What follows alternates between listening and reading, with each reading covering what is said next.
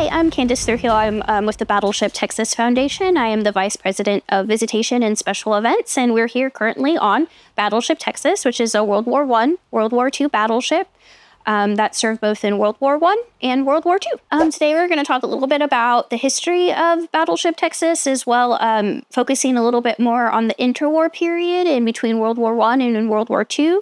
And we're going to focus a little bit on learning what it was like to be a sailor aboard the ship during that time period. We're going to look into some historic newsletters and learn a little bit more about their life on the ship, whether that be food, athletics, having mascots or, live animal pets aboard the ship, just to kind of see what it was like if you were a sailor during that time period on Battleship Texas. So brief history about Battleship Texas is her keel was laid in 1911. She was launched in 1912 and commissioned in 1914. So commissioning is when she joined the Navy with all of her guns and her armor. She served in World War I. She served with the British Grand Fleet, mainly serving patrols in the North Sea. So during the interwar time period, she was home to 1,300 sailors. And we're going to talk a little bit more about their life on Battleship Texas. I'd like y'all to kind of think about your day-to-day life and what that looks like. You probably like to play video games or watch TV or go on your iPad or iPhone. Back then, they didn't have things like that, but they did things for fun in their own way, whether that be going outside and participating in a sporting activity, wrestling, basketball, football, practicing for that, or they even, had art. They would make their own art here on the ship. They even had, maybe many of you will have a pet at home. There were pets or mascots, as they called them, on the ship. And that actually the first mascot that the ship had was a bear cub named Ursa. I bet y'all don't have bears, but the ship would have had various different mascots. One in particular that we're actually going to be able to see in a newsletter that they're talking about leaving the ship was a goat named Patty. And we'll show you what Patty looked like, and then also welcoming in a new animal, which was a dog named Rex. So kind of think about how you take care of your dog, and think about how the sailors would have taken care of their mascot here on the ship. Also, you probably would have think about your food. What do you like to eat? Well, the sailors really didn't have a choice on what was served in their served from the galley or the ship's kitchen. But it provided them nutritious meals so they were able to do their job. And we actually have really interesting menu from major events here on the ship. So they would have celebrated holidays with meals, just like you do when you have Thanksgiving and you have turkey. They would have had Thanksgiving and they would have had turkey here on the ship to celebrate those holidays. So even though this was a very long time ago and there were 1,300 men aboard this floating vessel, they would have participated in a lot of the things that you do when you're at home. Think about this. So when you're at the school cafeteria, and what is your favorite food? When you go inside, you see the menu for the cafeteria, think about your favorite food. So sailors might have that same opportunity to think about, the favorite food that they had that was served here on the ship. Also think about, where do you get your food? Do you go to H-E-B, a supermarket, call up Uber Eats when there's nothing in the refrigerator? Unfortunately, the ship didn't have that luxury, and they were self-sufficient, and they made everything here. The ship even had its own bread room, where they just had all of the bread. There would have been a bakery here on the ship. And it could have been your job when you weren't at your battle stations or practicing for your battle stations to serve in that capacity as making food for the rest of the sailors on the ship. So the guys here didn't have, social media, so they had other ways to spend their free time. Texas would have had a band. So if you played an instrument, you could be a part of, her band, and they had, live music.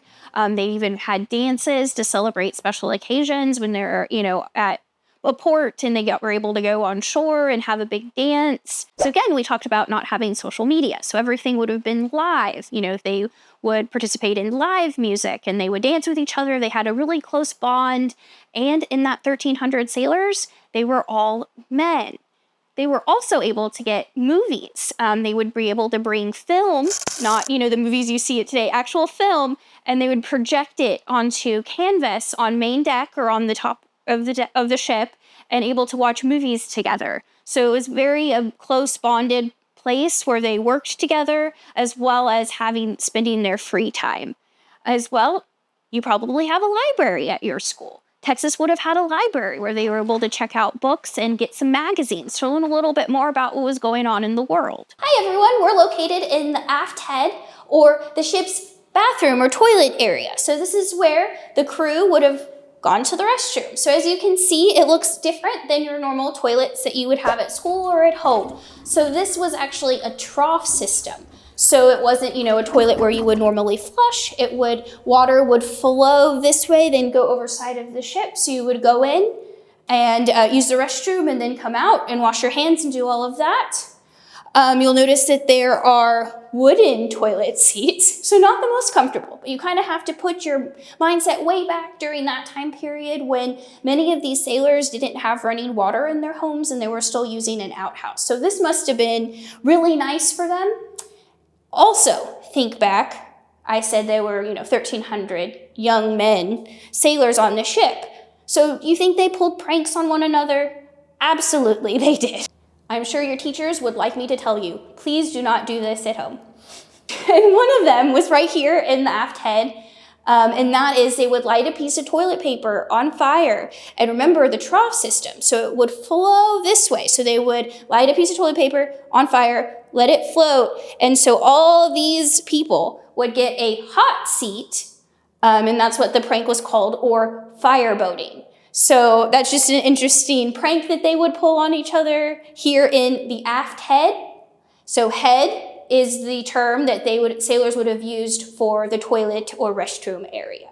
Hi guys, so this is where they would take their showers. So the major thing here on the ship is that you did not want to waste fresh water.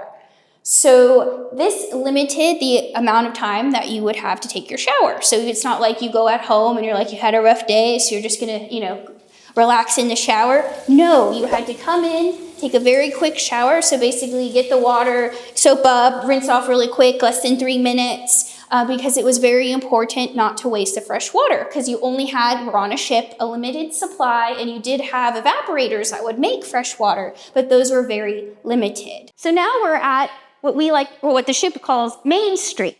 So if you continue down this way, you'll get to go see a lot of things, for example, where you would buy things in the ship's store or the canteen. The ship even had what we call a gidunk, which is where they would get ice cream. So kind of the essential things, also where you would drop off your laundry, go to the tailor shop, post office. All of this is in this area of the ship. And you're probably wondering, why is this important? Well, these men that served on the ship were very much like you, and they participated in serving their country and making things safe for us today. So it's very important to kind of think about that it was, just normal people who were serving their country. And then also, this might be your grandfather or great-grandfather who served their country in the military, in the Navy, or other branches. So just kind of think about that as we go through the ship. So remember how I mentioned the gidunk? So this right here is the gidunk, where you would be able to get ice cream.